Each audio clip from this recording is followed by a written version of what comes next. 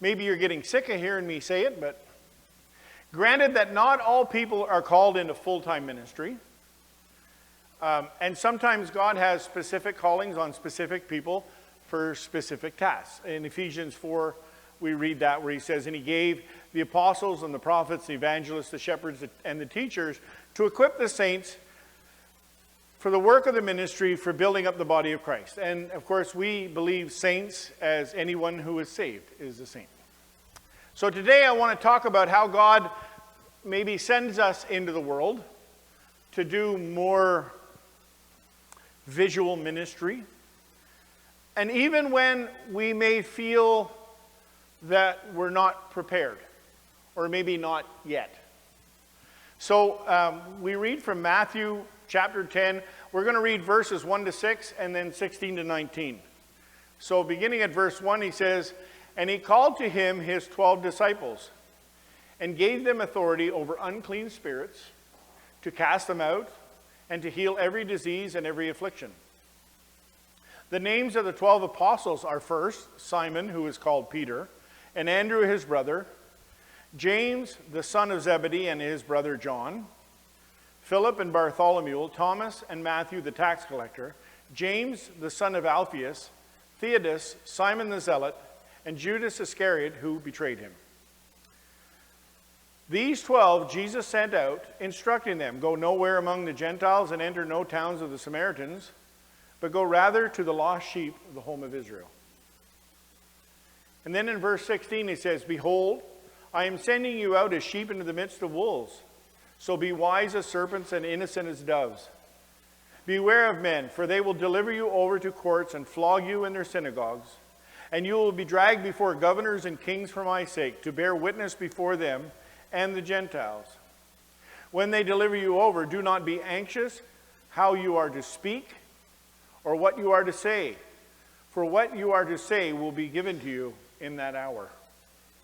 So, Jesus has completed his ministry team, okay? He's walked around and he's handpicked each and every one of them. And you know, I took a course, and Brenda and I took the course, and then we actually went to Anaheim, California. Ontario District paid for us to go to Anaheim to take this course called the Master's Plan of Evangelism.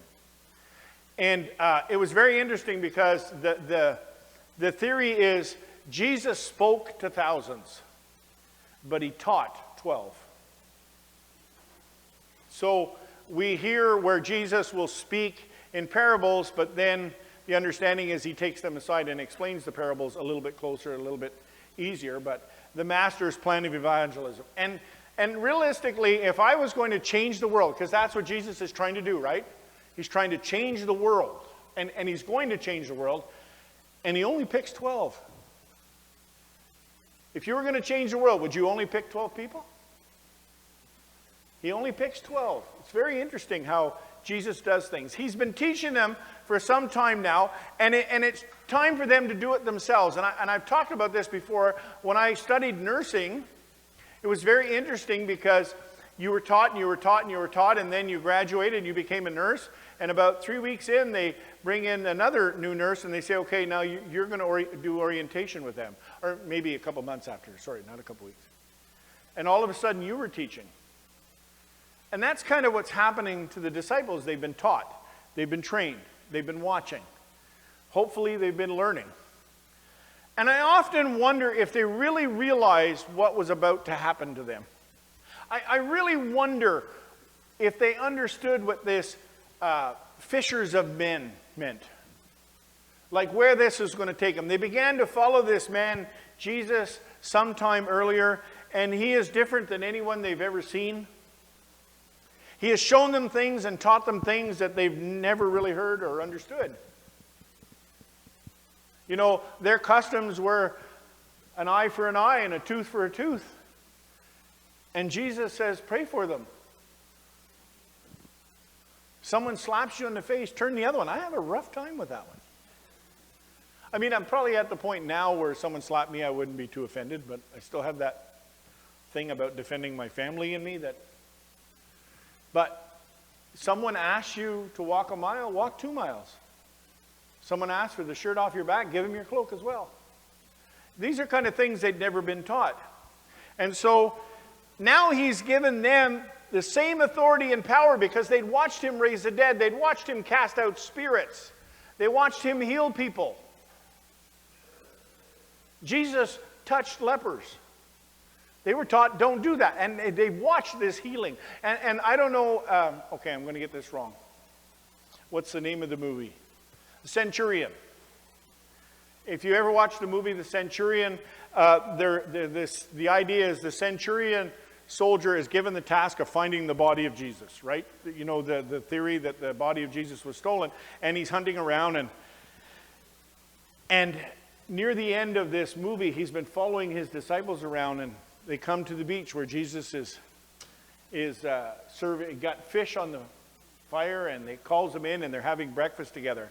And I know it's fiction, but the centurion kept asking the disciples, why do you follow him? Why do you follow him? And the guy that plays, I think it's Matthew, has this amazing smile. Anyway, at this point, these lepers show up while they're having breakfast, and you were not allowed in public. You had to keep your distance. You had to shout, unclean, unclean, unclean, so nobody would come near you. And they approached Jesus, and some people are yelling, get away, get away. And Jesus goes up to them. And Jesus goes to this guy that has leprosy, and he puts his forehead on the guy's forehead, and he prays with him. And the centurion is watching this, and Matthew's sitting beside the centurion. And when the man lifts his head, the leprosy's gone. And Matthew, with that big smile, goes, and that's why we follow him. And I probably didn't get that perfect, but that's the gist of it.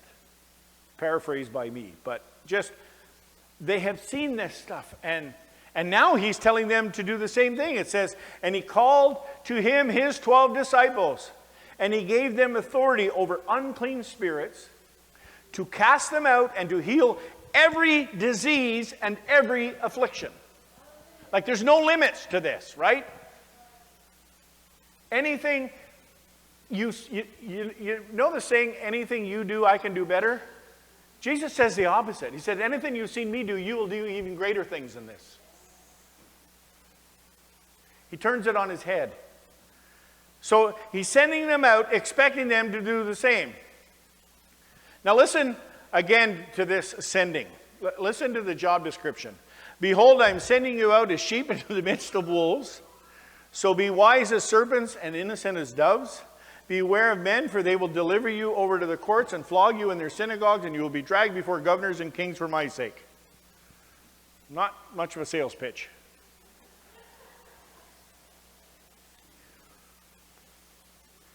But again, do they really realize where they're going? And this is the direction that their life is going to take from now on. Even after hearing this sales pitch. Do you think that they are prepared for this? Do you think so? Do you think, maybe more importantly, do you think that they feel prepared for this task? Up until a little while ago, they were fishermen. They were tax collectors. I was listening to a sermon, and a person described fishermen in Galilee, and he said they would be our motorcycle gangs today. They were the rough and tumble guys that lived down at the water. Didn't talk so good. Rough and tumble. Do you think they're ready for this? They'd not been raised as priests. They had not been taught how to be healers. I mean, you know how you were raised as a priest? Well, if you showed an aptitude towards learning, a rabbi would come to the home and test you, and then you would follow him, and he would teach you the ways of a priest. He would train, well, first you had to be born in the right family, but then he would train you. And you hear Paul say, I was taught at the feet of Gamaliel. So the idea is Gamaliel saw Saul as a young man and said, yeah, that guy's, I'm going to teach him. And so what do you learn? All you learn is the Torah. That's what you learn. You learn the first 5 books of the Bible, which is the Pentateuch. You know, you're trained on the Pentateuch, sorry. And so they hadn't got that. Their father said, yeah, you have an aptitude to fix fishing nets.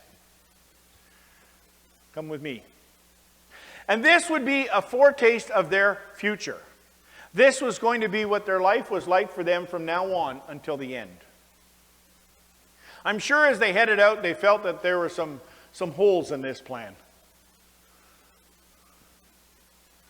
I think it would have been interesting, again, to be listening to the conversation as the 12 of them walk down the road, right? Jesus gives them authority, tells them to heal all the sick, cast out every demon.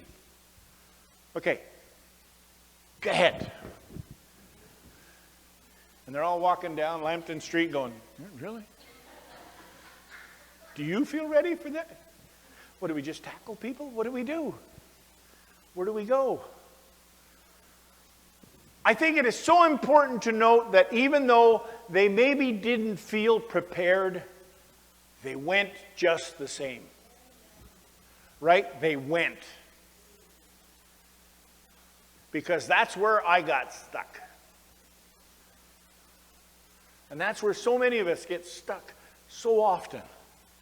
We don't feel prepared. We don't feel ready. We don't feel equipped. We don't have enough tools in our toolbox to do this. We don't always have the luxury of being prepared for what happens in ministry. Matter of fact, we don't have the luxury of being prepared for most things that happen in life. Are you where you thought you would be 10 years ago? You know those people that make 10-year plans? I just have to laugh.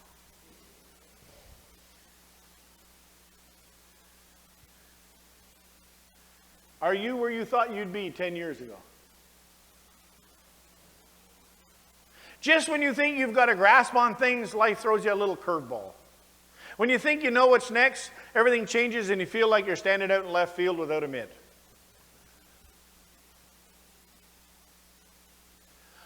After I had my neck surgery, they said before I could leave that the physiotherapist had to release me. So I said, okay. And those of you who remember, before I went in for my surgery, I wasn't really walking so much as I was waddling. And I had surgery on my neck. I had no feeling below my knees and no reflexes below my knees or my elbows. I had stenosis, and so they did surgery on my neck. And so I kind of, because I couldn't walk in the dark, and it was really weird. So they said, you got to go with the physiotherapist. So he said, get up and walk. So I got up and I walked, and I was walking pretty good. I still have other injuries, so I don't have a beautiful walk by any means. Anyway, I walked, and he took me to the stairs. Can you climb the stairs? Yep. Can I come back down the stairs? He said, okay, now I'm going to do something. We're going to walk down the hall, and just every once in a while, I'm going to give you a little bit of a shove. Now, I was wearing one of those collars, a Miami collar, and he said, what I'm trying to see is if you can react to it. And he said, don't hit me, react. Just if you can straighten yourself up. You see, I think that's what life is like, and I think Jesus does that every once in a while to me on purpose. Just not hard, didn't hurt me, just give me a little shove. See how I react to this. Anyway, he let me go, but it was just kind of interesting. They were willing to try, and I think that's what's most important. And the most important thing here, they would make mistakes, and everybody does. Everybody does. I've been trying to read a section of Exodus every week. I love the story of Exodus, right? We know that story. They were captives in Egypt, and Moses came and all the plagues and everything. And I try and read a little bit of Exodus every week because I just love that story. But I've been looking at it, and I've been looking at the life of Moses. And I realize he was far from perfect. I look at Jonah's ministry. Jonah did not seem to be do anything the easy way. I remember, those of you who went to CVR, how many of you remember Mr. Murray as a principal? Yeah, Mr. Murray, just a kind-hearted old guy, and he just, okay, Randy, don't do that again. Go back to class. But I remember Mr. Murray said to me, says, do you know Frank Sinatra? And I said, well, that was a little bit before my time, Mr. Murray. He says, you need to learn that song. And he says, when they hand you your graduation certificate, you need to stand there and sing at the top of your lungs, I did it my way. I was a little bit about like Jonah. And you know the story of Jonah, right? And I'm not going to use the names, but I'll put it in terms that we can understand. God said, I want you to go to preach in Howick, and so he headed to Huntington. And God said, no. I wanted you to go to Howick. And he says, I know, but I don't want to go to Howick. I don't like the people in Howick. I want to go see the people in Huntington. And God says, oh yeah, I'm going to send a storm, and you're going to spend some time in the guts of a fish. And so Jonah pouts for 3 days. And so finally, he's so sick and tired of smelling fish guts, he apologizes, he repents, and God has the fish puke him up on the beach. Can you imagine? Blech, fish puke. And God goes, are you going to Howick now? All right, I'm going to Howick. So he goes to Howick, and there's, okay, get this, people, there's 80,000 people in Howick. Yeah. And it should take 3 days to walk through Howick. Well, I suppose if you started at Nessus Fields or whatever. Anyway, and in 1 day, everybody in Howick repents. In 1 day. What does he do? He goes and sits outside the town and pouts. Because I don't like those people. I mean, Jonah just did everything he could to fight God. And in the end, we really don't know what happened. The story ends and Jonah's sitting under a half-dead tree whining. But 80,000 people got saved. Because the ministry was not about Jonah, it was about the people of Nineveh. Or Howick.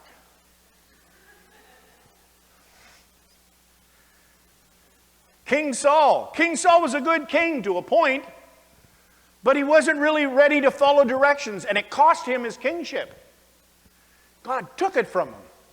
And he gave it to David. Now, David certainly wasn't perfect. He had a wandering eye. Slept with somebody else's wife, and when found out that she was pregnant, he had him killed. Nobody's perfect. But the disciples head out that day knowing full well that they're not perfect. Knowing that they will make some mistakes. They would have victories in some places, and they would have defeats in other places. In Matthew 9 it says, and when they came to the disciples, they saw a great crowd around them, and scribes arguing with him, and immediately all the crowd, when they saw him, meaning Jesus, were greatly amazed and ran to him and greeted him, and he asked them, what are you arguing about with them? And someone from the crowd answered, Teacher, I brought my son to you, for he has a spirit that makes him mute. And whenever it seizes him, it throws him down, and he foams and grinds his teeth and becomes rigid. So I asked your disciples to cast it out, but they were not able to. And we know the story. Jesus does. They would have victories, and they would have some defeats. In some areas, they would know just what to do and just what to say, and sometimes they would not. In some situations, they would be strong like an oak tree, and in others, they'd be weak. And in times, they would need to be strong and unmoving, and in other times, they would need to bend, and they were going to have to learn when to be either or either. These men were not completely prepared for what they had to do. And the truth is, they never would be.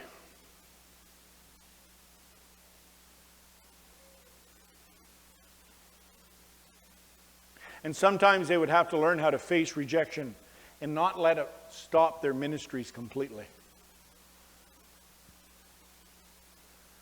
I went through a season like that. I did a supply pastorate, and then Wayne Keddy came to Franklin, and I felt I just needed to back away and let him step into the position and become the pastor. And I came here and I preached to the Presbyterian Church for a year, and there was 7 of us, and I brought 3 with me. And that's a challenge. To walk out of the door with the same joy you walked in the door with. And I remember whining to God. I was doing the Jonah thing. Mm-hmm.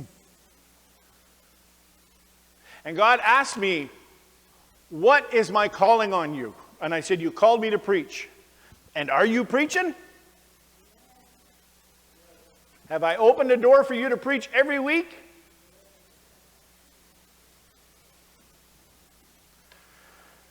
This is not easy to do. You have the most important news in the world, the most important news that has ever been delivered to mankind, and you want everybody to be as excited about it as you are, but they are not interested.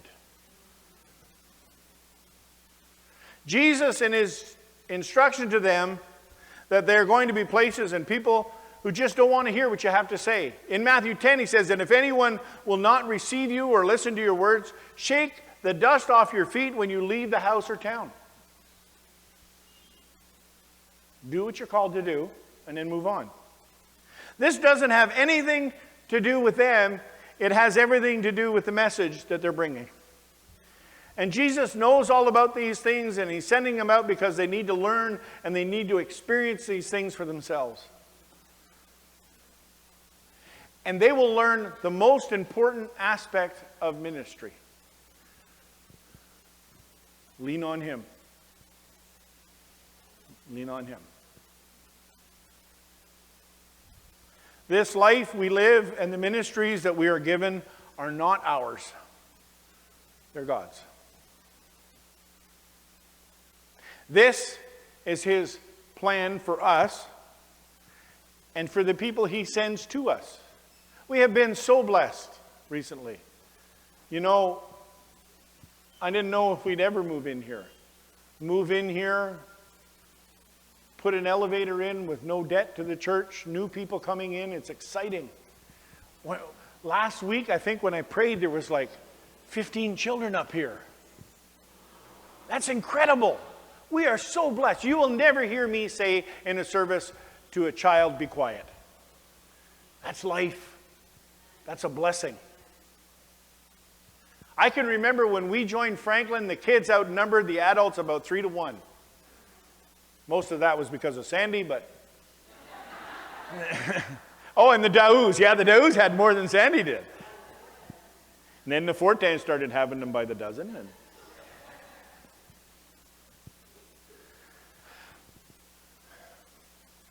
this is his plan for us and for the people he sends to us. It's in our own lives and in the way we live and the different ways we are learning and growing, it's amazing. We will need to lean on God and to ask him to fill the holes in this ministry he gives us. To give us strength when we are weak, to encourage us when we are down, to pick us up when we fall, and to hold us when we need it. We had yesterday was an exciting day because it was Travis and Holly, because of the baby. We had Beatrice, and Beatrice has swimming lessons Saturday morning, so we're going to swimming lessons. And you get to go in with them when they're that age. So we were going to do this, but we had to stop, and we were missing a set of wheels, so we stopped and picked up Travis's car. So you need to know Beatrice. Beatrice has a mommy day. And then she has a daddy day, and then she has a grandma day. Yesterday was a grandpa day. And so Grandpa got out of the car and got in Travis's car. And Grandma says, Grandpa's right behind us. We're just going to swimming lesson. We were at Travis's in Bohornwall. We're going to swimming lesson. It was 5 minutes. So Brenda said she cried the whole time. So we get to the parking lot, and she gets out of the car, and she's got these big crocodile tears, and she says, will you just hold me a little bit? And I said, no. Knocked a little old lady over to get at her. But you know what? That's the way God wants us to act with him. When we're down, when we're beat up, when we're feeling it, God wants us to say, would you just hold me a little bit? And just like I did to Beatrice yesterday, just scoop her up in my arms. Tell her it's okay. You see, God is not looking for someone who is strong in themselves, but someone who has a heart that will call on Him for strength. Wednesday night in Bible study, it's interesting. I write my sermons. I try and get them done early in the week, and I had mine done by Wednesday night, and then we did this Bible study that kind of fit right into it. But I asked this question. In all ministry or in all things you read in the Bible or situations, when has God ever picked the person that you would have picked? When has God ever picked that person? Would you have picked Gideon? If you read the story of Gideon, he is part of the smallest family, and he's the smallest guy in his family. Basically, he's a little twerp of a guy. And God's going to call him to lead the armies of Israel. I wouldn't have picked Gideon. Would you have picked Samson? Well, he was strong. Smart like bull, strong like tractor. Just wanted to fight. Would you have picked him? Rahab the prostitute. That's part of Jesus' lineage. Would you have picked her? Jesus probably would have been aborted today because he was a teen pregnancy. I mean, when has God picked the person that you would have picked? Or when would you have picked the person that God picked? I tell you the answer, never. And the second part of my question is this: when has God been wrong with the person he picked? And the answer to that is never. So if God is speaking to you, he hasn't picked the wrong person. Do you know how foolish it is? And I said it many times, okay? I'm not throwing stones here. Well, I am throwing stones, but I live in the glass house. Sorry, Roberto. I keep moving around on Roberto. How many times have you said to God, sorry, God, you're wrong? When God called me into ministry, I told him that 3 times a day. Got the wrong guy. Can't be me. Got to be somebody else. I'm not ready. And I fought quite a while. He is often looking for someone who will stand the test because they are trying to be an image of him. People that when they fall down will stand with his help and start over as many times as it takes. You see, that's why I love Paul. Paul wasn't perfect, but you read Paul's story. Paul got beat up and he got knocked down. They tried to drown him. They stoned him. They whipped him. They beat him. And every time, he got back up again. Started over. People who are willing to admit that this isn't always the world that gets in the way of God's will, but sometimes it's us. And when this happens, people who are willing to step aside and allow God to have control of the situation and their life. I remember there used to be license plates. Some of us who are older remember when you have to have 2 license plates on your car. And then all of a sudden, Quebec decided they could save half the money by only giving us 1. So everybody had to run out and get funny little license plates at the front of their car. Do you remember your funny license plate? Did anybody get one? I had one that said, drive like hell and you'll get there. Somebody gave it to me. I put it on my car. But I remember there was one that said, God is my co-pilot. You see, that's the problem. Because the co-pilot doesn't have a lot to do other than what the pilot tells him. You see, you need to switch seats on this deal. You need to be the co-pilot.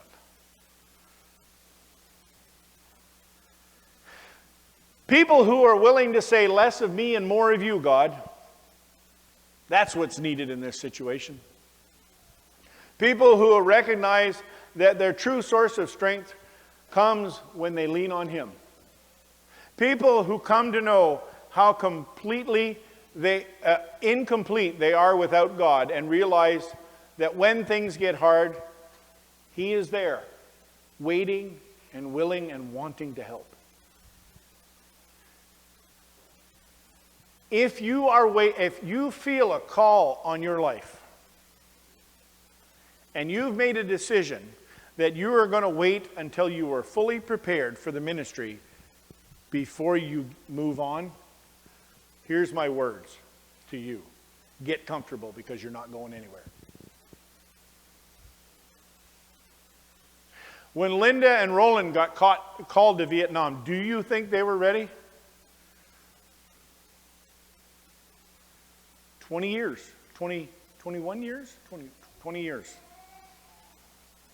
If you are waiting until you are 100% prepared, get comfortable, because you will not move from the seat you're in. But if you're willing to just step out of the picture for a second and say, okay, God, have thine own way. Have thine own way. You are the potter and I am the clay. Make me and mold me after thy will. While I am waiting, yielded and still, then God has a plan for your life. Diane. Dear Lord, I pray your blessing on this congregation. Lord, I lift up each and every person here and every family represented. Lord, show us what you want us to do and guide us and direct us and hold our hands. In Jesus' name, amen. Have a great week.